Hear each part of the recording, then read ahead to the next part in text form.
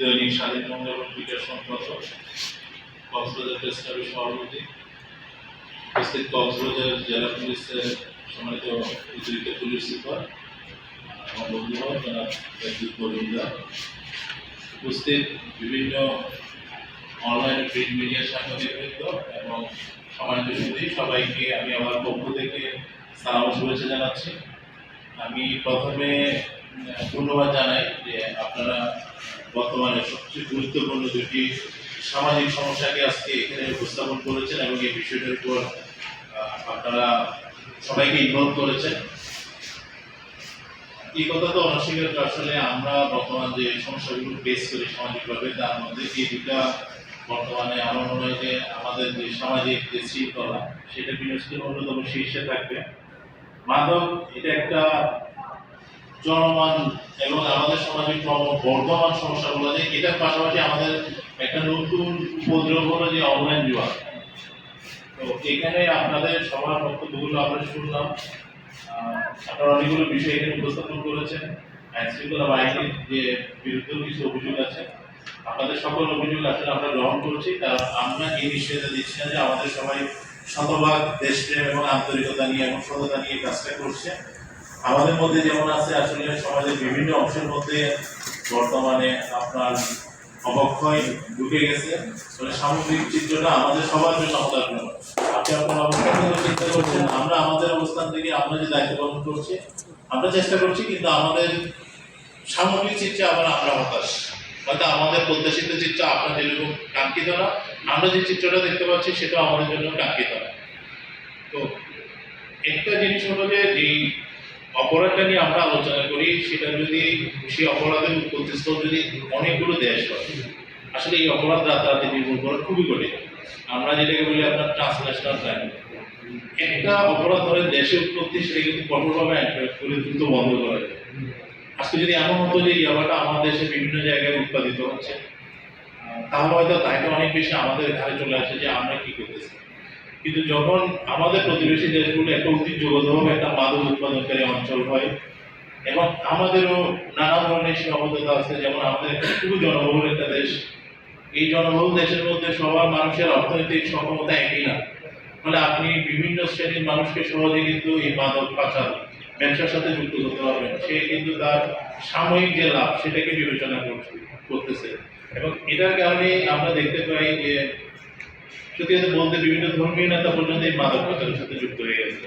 এখন উনি কি বুঝে না, উনি তো আমাদের চেয়ে আরো ভালো বুঝে, উনিও ওনার নৈতিক অবস্থানে দৃঢ়ভাবে থাকতে পারতেছেন। তো এখন আমরা যে সরকারিভাবে আমরা চেষ্টা করে যাচ্ছি, আইনের প্রয়োগ হচ্ছে, আপনারাও দেখতে পাচ্ছেন আগের চেয়ে আইনটাকে আরো কঠোর করা হয়েছে। আর মাদক তো ক্রম পরিবর্তন, যেমন আজকে যে মাদকটা নিয়ে কথা বলছে এটা হয়তো 10 বছর পর দেখবেন আরেকটা নতুন মাদক এটাকে প্রতিস্থাপন করে দেয়। 1990 সালে আমাদের যে মাদক দ্রব্য নিয়ন্ত্রণ আইন ছিল, এর আগে আসলে এটা অন্য একটা আইনের প্রয়োগ হতো। 1990 সালে যে আইন হয় তখন কিন্তু এই ইয়াবা ছিল না। 2002 সালে প্রথম দেশে ইয়াবা আসে এবং 2010 সালের পর থেকে এটা কি বলবো, মানে এটার ঊর্ধ্বমুখী যে সব আমাদের টেকনাফে যে ইয়াবা ঢুকতেছে এটা পঞ্চগড়ে পাওয়া যাচ্ছে, তেঁতুলিয়াতে পাওয়া যাচ্ছে। তো এই জন্য আইনের কঠোরতা করার জন্য 2018 সালে কিন্তু আইনে এই ইয়াবাটাকে কসমেটিক মাদক করা হয় এবং এটার সর্বোচ্চ শাস্তি কিন্তু মৃত্যুদণ্ডের বিধান করা হয়। এই 2018 সালে আইনটা কিন্তু আমরা প্রয়োগ করে যাচ্ছি, কিন্তু 26 সালে এসে আমাদের মনে হলো যে না, আইনে আরো কিছু সংশোধনের প্রয়োজন আছে। এবং আপনারা নিশ্চয়ই জানেন যে গতকালকে আমাদের স্বরাষ্ট্রমন্ত্রী মহোদয় এই বিষয়টা, যে আমাদের আন্তর্জাতিক মাদক বিরোধী দিবস ছিল, সেখানে এই বিষয়টা তুলে নিয়ে আসে যে আইনের দ্রুত এই সেশনে সংসদে আমাদের একটা সংশোধনী আসবে ট্রাইব্যুনাল গঠনের বিষয়টা। তো 18 সালে আইনের পরে আমরা হয়তো অনেক সময় বিভিন্ন ইয়েগুলো দেখি, কিন্তু অনেক সময় আসলে কিছু সফলতা আছে যেটা হয়তো আমরা ওইভাবে খেয়াল করি না। যেমন ইয়াবার, আপনারা এখানে যারা আছেন আপনারা দেখবেন যে কোর্টে কিন্তু ইয়াবার সাথে কিন্তু খুব কঠোরভাবে হচ্ছে। আমি শুধু আমাদের ডিপার্টমেন্টের ক্ষেত্রে বলতে পারি, আমরা 18 সালের ডিসেম্বরে আইন কার্যকর হয়। এই আইনে যে মামলাগুলো করি আমরা এগুলো রায় কিন্তু 2 বছর লাগে, মোটামুটি আমরা 22 সাল থেকে রায়গুলো পাচ্ছি। আমরা যে মামলাগুলো দায়ের করছি আমার কাছে তথ্য আমরা দেখলাম যে 26টা মামলায় প্রায় 37 জনের আপনার যাবজ্জীবন সাজা হয়েছে কক্সবাজার থেকে।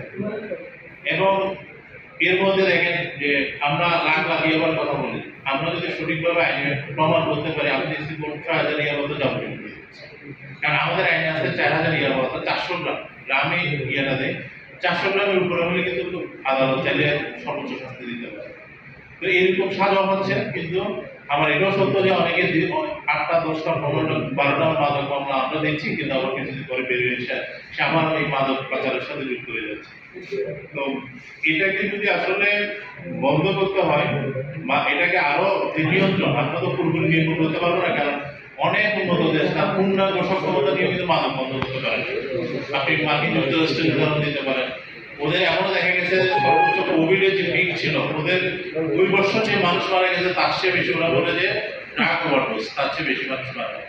ওদের প্রতি বছরে ইন অ্যাভারেজ দেখবেন 50,000 মানুষ ড্রাগ ওভারডোজে মারা যায়। কিন্তু তাদের তো আরো অনেক সক্ষমতা নিয়ে বসে আছে, তারা মেক্সিকো বর্ডারের সাথে কিভাবে মেনটেন করে। কিন্তু আপনি যখন বর্ডারে দেখেন সর্বোচ্চ কিন্তু ভিতরে যদি চাহিদা থাকে, এটা কিন্তু আপনার মাটি পুরো বেরোবে, এবং সত্যি কথা আসলে মাটি পুরো বেরোচ্ছে। আপনি আমেরিকাতে দেখবেন মাদক পাচারে যে চক্রগুলো আছে, কার্টেল, ওয়ার্ল্ডের বড় বড় ড্রাগ কার্টেল আছে, তারা কিন্তু টানেলের মাধ্যমে, এবং এই টানেলে অনেকটা রেল লাইন সিস্টেমে আপনার কোকেন পাচার করে।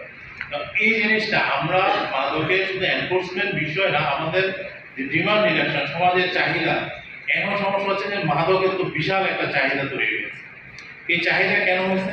কারণ আমাদের আগের যে